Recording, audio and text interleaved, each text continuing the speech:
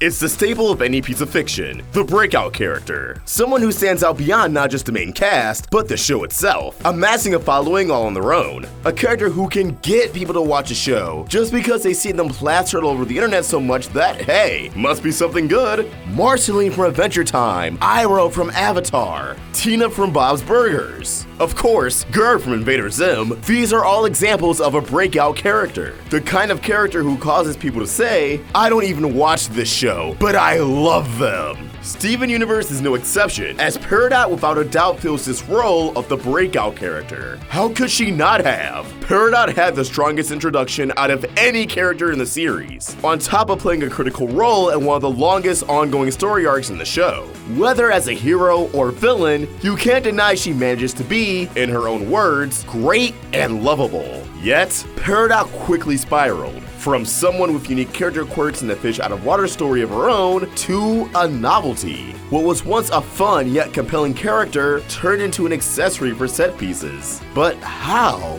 Why? That's what we're going to look at today. The rise and fall of Peridot, how she became wasted potential. Today on Crystal Clear. Following the entrance of Lapis Lazuli and being the first character introduced into the narrative from space and not Earth, Peridot's arrival must have put a lot of pressure on the Crewniverse. What if we mess up? What if we try to be serious yet come off as goofy? What if she doesn't make as much of an impression on the audience as Lapis? What if we fail? These are all questions I could imagine being asked by the Crewniverse, especially those responsible for storyboarding her debut sequence. Or maybe they were completely confident and knew they had an amazing character on their hands. Either way, it all worked out flawlessly, giving us the most memorable introduction in the series. Lapis Lazuli felt more like a small loss for the Crystal Gems. Darn, we let her get away, in conjunction with Ocean Gem's tone of a happy ending, communicating with the audience that it's a good thing Lapis was healed and returned home. Things clearly returned to normal, and episodes continued as if Ocean Gem was inconsequential, whereas Peridot's introduction completely altered the tone of the show. The moment she warped in from Homeworld created a shift in behavior from our lead characters. The Crystal Gems began to act like war criminals who could be caught any second. This was something lacking from any prior interaction in the series. They had to put stealth into practice. Of course, we're going to be hooked onto a character that can effortlessly throw this big of a wrench into the atmosphere of everything up to this point. Unlike Lapis, who still retained those human qualities we find in Garnet, Amethyst, and Pearl, Peridot felt alien to the audience, something that didn't dissipate after her redemption arc, and something that's lacking in a large handful of other Homeworld gems we meet down the road. We didn't have a grasp of her mission, her technology, on top of her demeanor, her body language, her lemon answers. It was unnatural even for the world of the show. For the first time, this predominantly fantasy series introduced a sci-fi element, and it was freaky. This doesn't even go into the intensity of Peridot's first scene, crushing her Robonoid without second thought after Steven compared it to an infant. This gave us insight into how detached Homeworld is from human emotion, punctuated by Peridot deactivating the entire batch of Robonoids as she departs the scene. Topping this scene, and this entire episode off, was Garnet shattering the galaxy warp immediately after, telling Steven not to worry about Peridot because she's never coming back. Accompanied by the distorted musical score, this conveyed a real sense of danger, brought by this complete, total stranger. It felt clear a great villain was upon us, a concept that built up momentum on each and every appearance, while planting enough seeds so the juxtaposition of her true nature made sense. Marble Madness featured Peridot as the culprit behind the episode's conflict, operating from a remote location, remaining cold and calculated as she continues her unknown mission, nearly killing Steven without as much of a flinch, until the rest of the Crystal Gems get involved. This incites Peridot to become flustered, angry. More and more of these traits oozed out, as Peridot assumed the role of a Saturday morning cartoon villain, running amok on Earth and evading the Crystal Gems while trying to contact Yellow Diamond. Yet, despite a larger threat looming over our heroes' heads, Peridot was still taken as seriously as a villain. In a way, Peridot was responsible for the conflict created by Sardonyx. If it wasn't for Peridot, Garnet and Pearl wouldn't have to have fused in the first place, which of course led to friendship, where Peridot manipulated the Crystal Gems, turning a defunct ship into a death trap, nearly killing Garnet and Pearl. This episode would be the peak of Peridot as a villain, as shortly after, we were introduced to a different side of Peridot. Peridot, causing us to get the bigger picture. The episode Catch and Release introduced us to the real Peridot. Peridot being exposed without her limb enhancers was instrumental to winning over not just the crystal gems, but the hearts of the audience. It allowed us to see her vulnerable, thus relatable, something that eventually fades from Peridot. Just as her introduction was the strongest in the series, so was her redemption arc, with a well-paced beginning, middle, and end. The beginning, reluctantly working with the crystal gems, having Steven get through to them so she can inform everyone about the cluster, moving to the barn to set up shop, learning to treat others with respect, regardless of their status on Homeworld, who they served in the past, how they came out, their core values and beliefs, even singing. For all intents and purposes, it was a fish out of water story, and I feel it was a pretty reasonable approach to having a straight up alien learn about Earth culture, especially one of the modern day. And of course, the end of her redemption arc, her relapse, which is very realistic, grabbing a diamond communicator and opposing the crystal gems one last time as she makes a one last ditch effort to contact Yellow Diamond, which leads to Peridot telling off Yellow Diamond, finding herself unable to betray her friends, which was clearly a huge moment. We've had so many episodes of Peridot desperately trying to reach Yellow Diamond, idolizing Yellow Diamond. In fact, the entire episode prior to message received saw how much faith Peridot put into the gem matriarch. Yet, because of her journey, her growth, how much she learned from Steven and the crystal gems, Peridot realized that she was in love with the idea of Yellow Diamond. Everything she praised was nothing more than an illusion.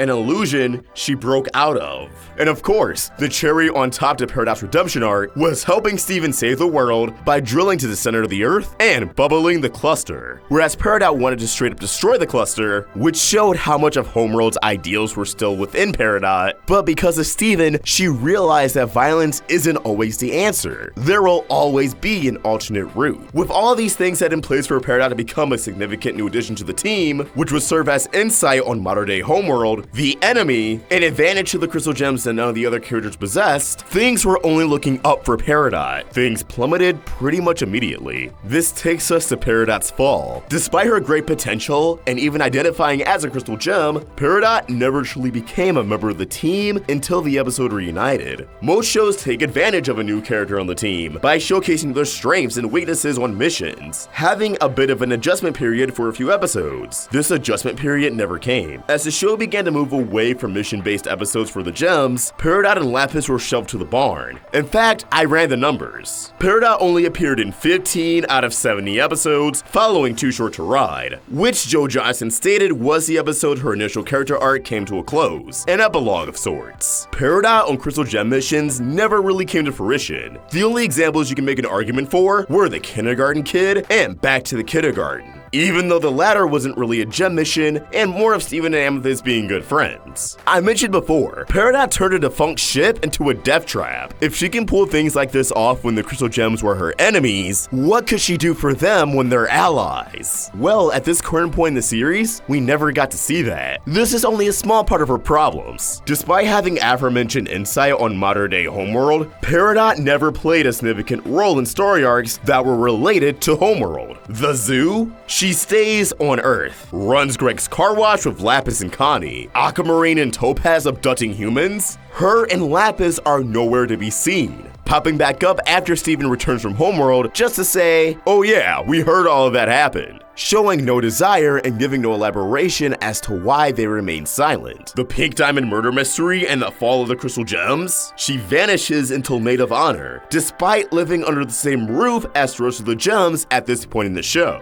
To show how uninvolved Peridot was after her redemption arc, even by the end of Change Your Mind, she has never once uttered the name Pink Diamond, or even White Diamond for that matter, failing to utilize her insight on Homeworld and their history. And then there's Reunited, which should have been a huge, defining moment for Peridot. Facing off against Yellow Diamond, even if she loses, was played off as a joke. There was no consequence to it for a character. It never comes up again. No reflection over Peridot being cocky, feeling as if she failed to help the gems when they needed her most. The diamonds are redeemed shortly after, so does it even matter? There's also Peridot's star, her reformation, something that arguably had build up and focus. It was a huge question a lot of fans were asking, and ultimately Honestly, it didn't feel earned. In the grand scheme of things, it was given to her because everyone was due to get a makeover. Our core cast of Crystal Gems, walking away with new reformations after Change Your Mind, took away from the uniqueness and struggle of Peridot getting her star, in favor of flair, shock value, and fan service. Ultimately, after her arc, Peridot just became the bare minimum of what casual fans expected her to be, a punchline.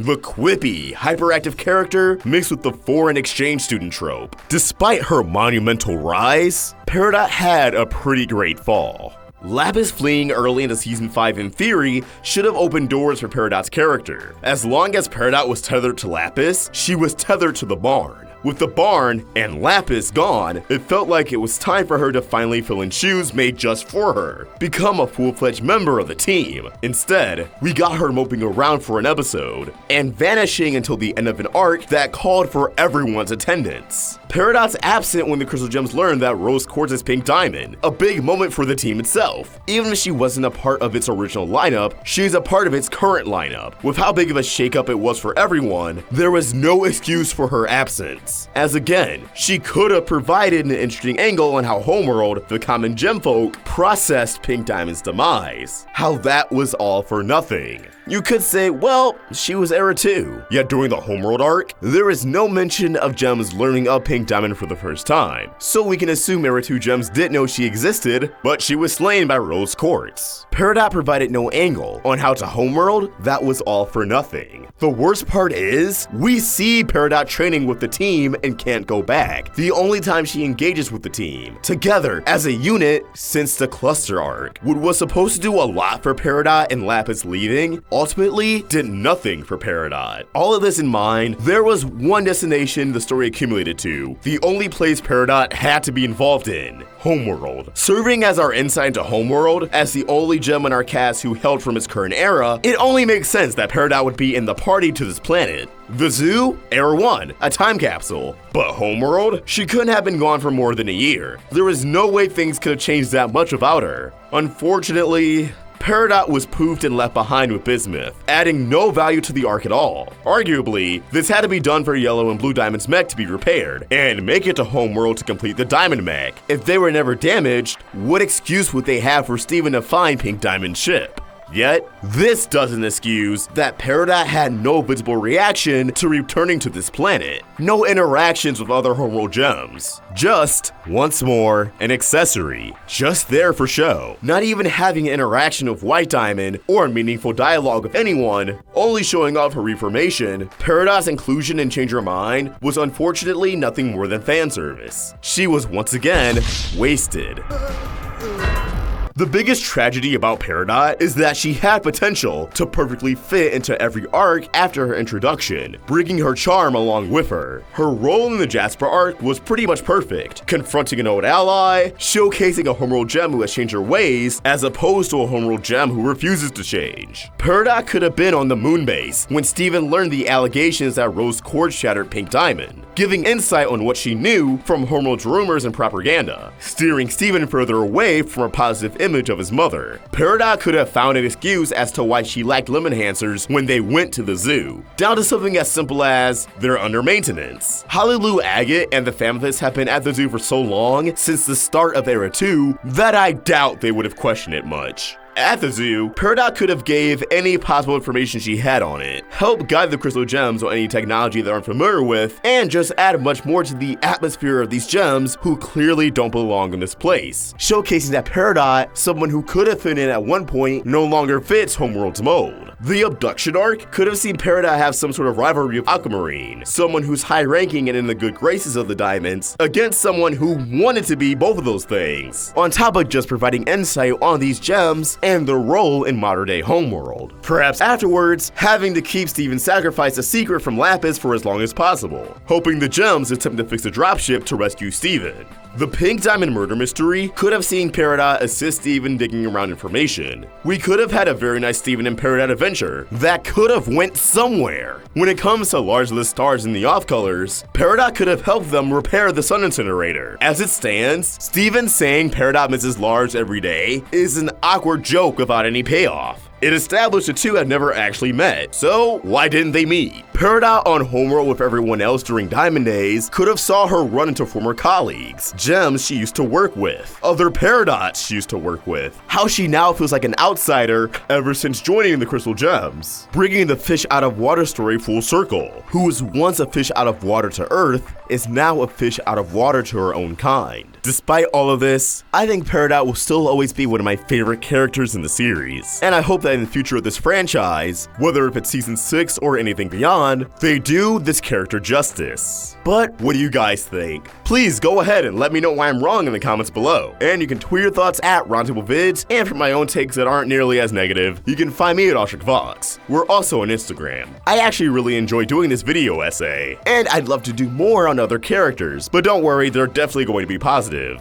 I was actually inspired by another content creator on this platform, Totally Not Mark, and his analysis of various characters in Dragon Ball. So if you're into Dragon Ball and want to see content much better than this, a link to his channel will be in the description. But if you didn't totally hate this video, you could help the Roundtable grow by either becoming a member of this channel or supporting us over at Patreon. Link in the description. If you did enjoy this video, throw it a like, and subscribe to the Roundtable for more great cartoon content. Thank you for watching, and I hope you have an awesome day. OstricVox, out.